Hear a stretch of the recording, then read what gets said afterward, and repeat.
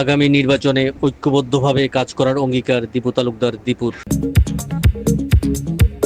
গত 7 নভেম্বর জাতীয় বিপ্লব ও সংহতি দিবস উপলক্ষে আয়োজিত সমাবেশে জেলা বিএনপির সভাপতি দীপু তালুকদার দীপু আগামী নির্বাচনে ঐক্যবদ্ধভাবে কাজ করার অঙ্গীকার ব্যক্ত করে বলেন, 7 নভেম্বর 1975 সালে সিপাহী জনতার বিপ্লবের মাধ্যমে আমাদের প্রিয় নেতা শহীদ রাষ্ট্রপতি জিয়াউর রহমানকে এই দেশের জনগণ ক্ষমতায় অধিষ্ঠিত করে এদেশের স্বাধীনতা, সার্বভৌমত্ব এবং গণতন্ত্র ফিরিয়ে আনার জন্য যে দায়িত্ব প্রদান করেছিলেন এবং আমাদের শহীদ রাষ্ট্রপতি জিয়াউর রহমান সঠিকভাবে সে দায়িত্ব পালন করে এই বাংলাদেশের মানুষকে গণতন্ত্র, স্বাধীনতা, সার্বভৌমত্ব সবকিছু এই দেশের জনগণকে ফিরিয়ে দিয়েছিল।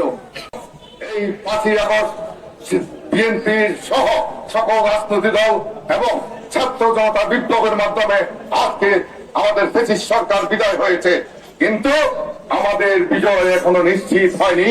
বাংলাদেশ যাতে আগামী ফেব্রুয়ারি মাসে হাতে হাত রেখে ঐক্যবদ্ধভাবে এই বাংলাদেশে ভারতীয় জেলারা